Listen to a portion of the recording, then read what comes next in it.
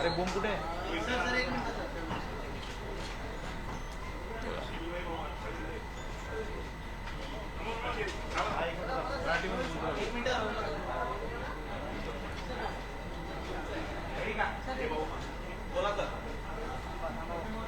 तर आपल्या पुण्यामधल्या ज्या 2 जागा होत्या अरे ठेवतो, 1 मिनिट थांब, 1 मिनिट थांब, फक्त पडेल ते.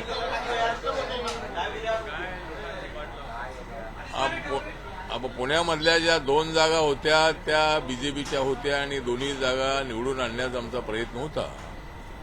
माननीय एकनाथरावजी शिंदे, देवेंद्र फडणवीस, आम्ही सातत्यानं प्रयत्न केला, परंतु कसब्याची जागा जी आहे ती 11-11.5 हजारांनी ती हरलेली आहे. परंतु चिंचवडची जागा जी आहे ती आम्ही ती जिंकलेली आहे आणि त्या ठिकाणी दोन्ही ठिकाणी विजय मिळेल अशी आम्हाला अपेक्षा होती. परंतु जो निर्णय त्या ठिकाणच्या लोकांनी दिलेला आहे तो आम्हाला मान्य आहे आणि ती जागा एक 11-12 हजारांनी त्या ठिकाणी गेलेली आहे. त्यानंतर आपल्याला माहित आहे की नागालँड, मेघालय आणि त्रिपुरा या 3 राज्यामध्ये निवडणुका झाल्या आणि त्या ठिकाणी नरेंद्र मोदींच्या नेतृत्वाखाली एनडीएला त्या ठिकाणी बहुमत मिळालेलं आहे. मेघालयामध्ये त्रिशंकू जरी असले तरी त्या ठिकाणी बीजेपी त्या ठिकाणी सत्ता स्थापन करेल अशी परिस्थिती आहे. नागालँडमध्ये आणि त्रिपुरामध्ये क्लिअर बहुमत मिळालेलं आहे आणि नागालँडमध्ये रिपब्लिकन पक्षाने 8 जागा लढवल्या होत्या सोपबळावर. त्या ठिकाणी 2 जागा आमच्या निवडून आलेल्या आहेत आणि 3 ठिकाणी आमचे उमेदवार सेकंडला होते. मेघालयामध्ये आमचे 8 ठिकाणी उमेदवार होते, त्रिपुरामध्ये 4 ठिकाणी होते, पण नागालँडमध्ये आमचं खातं खुललेलं आहे आणि आमच्या 2 जागा निवडून आल्यामुळं त्या ठिकाणी 60 ज्या विधानसभेच्या जागा आहे त्याच्यामध्ये 2 जागा आल्यामुळं आमच्या पक्षाला त्या ठिकाणी राज्याची मान्यता मिळणार आहे. त्यामुळं मी आमच्या बाजूनी, आमच्या एनडीएच्या बाजूनी या 3 राज्याच्या लोकांनी मतदान केल्याबद्दल त्यांचा मी हार्दिक आभार व्यक्त करतो आणि रिपब्लिकन पक्षाला त्या ठिकाणी खातं उघडण्याची संधी मिळालेली आहे त्याबद्दल ही नागालँडच्या जनतेचे मी आभार व्यक्त करतो. आठवले साहब, इसमें बताइए कि आज 3 राज्यों के चुनाव हुए, आपको वहाँ पर 2 उम्मीदवार आपके विजयी हुए. हाँ, तो मतलब जो 3 राज्यों के चुनाव हुए थे, 3 राज्यों में नरेंद्र मोदी जी के नेतृत्व में तीनों राज्यों में हमको बहुत अच्छी तरह सफलता मिली है. बीजेपी को और एनडीए को बहुत अच्छी सफलता मिली है. नागालैंड में अपनी सरकार स्थापित हो रही है, त्रिपुरा में सरकार बन रही है और मेघालय में भी हमारी सरकार बनेगी, एनडीए की सरकार बनेगी. ऐसे इसी तरह का वातावरण है. नरेंद्र मोदी जी ने 9 सालों में जो काम किया है, नॉर्थ ईस्ट की तरफ बहुत ज्यादा ध्यान नहीं दिया था, इसीलिए नॉर्थ ईस्ट के लोगों ने मतलब एनडीए की तरफ से वो मतदान किया है और एनडीए को अच्छी सफलता मिली है. लेकिन उसमें मुझे ज्यादा खुशी एनडीए को सफलता मिली ये तो है ही है, लेकिन मेरे पार्टी के नागालैंड में 8 उम्मीदवार थे, उसमें से 2 उम्मीदवार चुनकर आए हैं और 3 उम्मीदवार हमारे सेकंड में रहे और बाकी के उम्मीदवारों को भी अच्छा वोटिंग मिला है. तो नागालैंड में जो 2 जगह पर हमारी जीत हुई है तो हम वहां एनडीए को सपोर्ट करेंगे और मैं 4 तारीख को जेपी नड्डा जी और महामंत्री संतोष जी को मिलने वाला हूँ, अमित शाह साहब को भी मिलने वाला हूँ और रिपब्लिकन पार्टी को सत्ता में भागीदारी मिलनी चाहिए. इसीलिए हमारे 2 कैंडिडेट जो है वो एनडीए को सपोर्ट करेंगे और वहाँ सत्ता में भागीदारी के लिए हम कोशिश करेंगे. एक सवाल ये है कि महाराष्ट्र की पार्टियों का नागालैंड में, महाराष्ट्र की आपकी और एनसीपी की महाराष्ट्र की पार्टियों का नागालैंड में किस तरीके से डंका बजा है. महाराष्ट्र का बात है. पांडे, एक आठवले साहब, आपके 2 लोग चुन के आए, कितने मंत्रिपद चाहिए आपको वहाँ? मंत्रिपद चाहिए, 1 मंत्रिपद चाहिए, मतलब 2 हमारे कैंडिडेट चुनकर आए हैं तो उसमें से 1 को मंत्रिपद के लिए हम कोशिश करेंगे.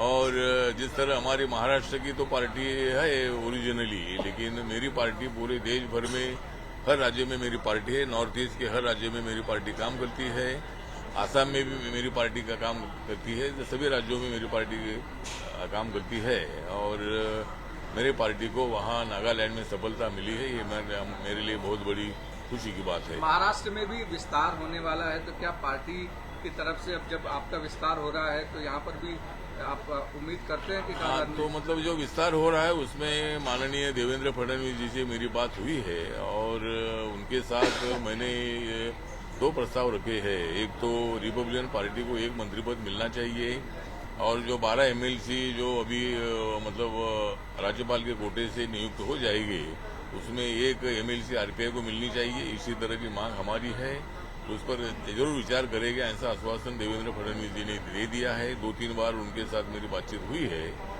आज भी मैं उनको मिलने के लिए आया था, लेकिन वो हाउस में थे, उनके साथ मेरी मुलाकात हुई नहीं।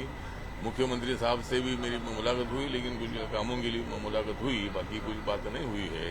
लेकिन और भी मैं उनको मिलूंगा और RPI को सत्ता में भागीदारी मिलनी चाहिए। जो महामंडल है उसमें भी RPI को 2 या 3 चेयरमैन को मिलना चाहिए और बाकी की जगह पर भी सत्ता में भागीदारी मिलनी चाहिए। आठवले साहब यहाँ पर एक सीट जीत के आई, एक हार गए, चिंचवड़ जीती, कस्बा हार गई। हाँ, तो कस्बा हार गए। हार जीत तो होती है, मतलब हमारी हार बहुत ज्यादा हार नहीं है। मतलब 11-12 हजार से हम मतलब उधर मतलब कस्बा में हारे हैं, लेकिन हमको भी विश्वास था कि कस्बा की सीट चुनकर आएगी, लेकिन उसमें हमको हार का सामना करना पड़ा है। लेकिन ठीक बात है, हम तो लोकशाही में जो जनता ने कौल दिया है उसको मान्य करते हैं। एक निवडणुका होत्या त्यामध्ये एक जिंकलेली एक हारलेली आहे आणि चिंचवडमध्ये कुठेतरी वंचितमुळे भाजपला फायदा झाला, अशा प्रकारचा विषय सुरू आहे. काय वाटतं? वंचित काय वंचितमुळे फायदा झाला, भाजपला फायदा झाला आणि भाजपचा कॅन्डिडेट निवडून आला.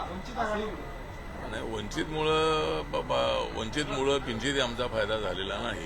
कारण वंचितनी त्या ठिकाणी अपक्ष आमदाराला पाठिंबा दिलेला होता, त्यामुळं आमचा जो कॅन्डिडेट आहे तो निवडून येणारच होता.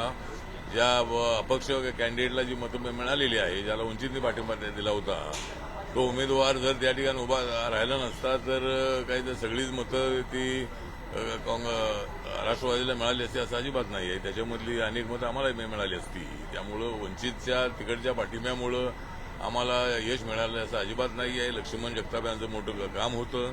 त्यांच्या पत्नीला तिकीट दिलेलं असल्यामुळं लोकांची सहानुभूती होती आणि म्हणून त्या ठिकाणी आम्हाला विजय मिळालेला आहे.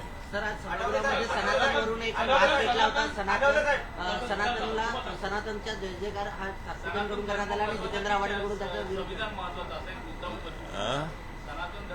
नाही, मला काय त्याबद्दल माहित नाही.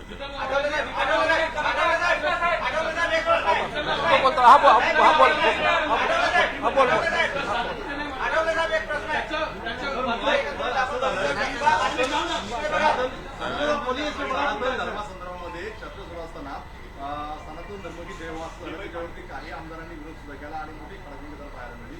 सनातन धर्माबद्दल तुमची भूमिका काय आहे? माझ्या भूमिकेचा विषय नाही, प्रत्येकाची आपापली भूमिका असू शकते.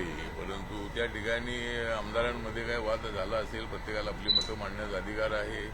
सनातनला पाठिंबा देणारे अनेक आमदार आहे, सनातनला विरोध करणारे काही आमदार आहेत. त्यामुळे लोकशाहीमध्ये प्रत्येकाला तो अधिकार आहे. त्या पद्धतीनं मला वाटतं की काही लोकांनी विरोध केलेला असेल. आठवले साहेब एक प्रश्न आहे प्लीज सर.